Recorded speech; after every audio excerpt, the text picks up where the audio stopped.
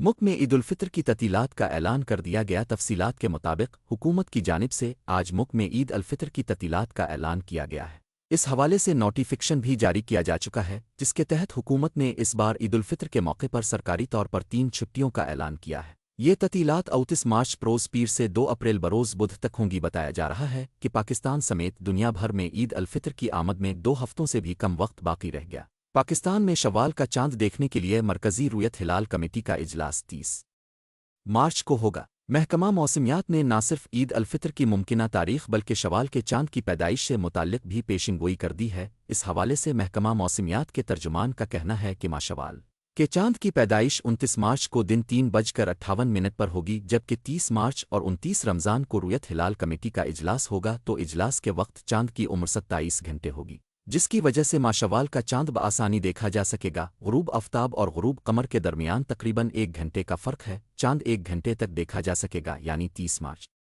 को चांद नजर आने की तवक्को है। यकम शव्वाल 29 मार्च को होगी। ताहम शव्वाल के चांद का हतमी ऐलान मरकज़ी रुयत हिलाल कमेटी करेगी। दूसरी जानिब मिस्र के national institute for astronomical and geophysical research ने पेशगोई की है कि दुनिया के तकरीबन 30 शहरों में 29 मार्च को शव्वाल का चांद नजर आने का इम्कान है, जिनमें मक्का मुकर्रमा, मदीना मुनव्वरा, Riyadh, Ankara, Tehran, Muscat, Karachi, London, Moscow और ओटावा शामिल हैं। जबकि अमाराती फल्कियाती सोसाइटी के चेयरमैन इब्राहिम अलजरवान कहती हैं कि ईद अल फितर 30 मार्च या 29 मार्च को हो सकती है। 29 मार्च को अमारात के मकामी वक्त के मुताबिक दोपहर 2:58 बजे पर शव्वाल का चांद पैदा होगा, लेकिन चूंकि सूरज गुरूब होने तक चांद की उम्र सिर्फ 3 घंटे होगी, इसलिए चांद देखना मुश्किल हो सकता है। अगर ऐसा हुआ तो ईद 29 मार्च को मनाई जाएगी।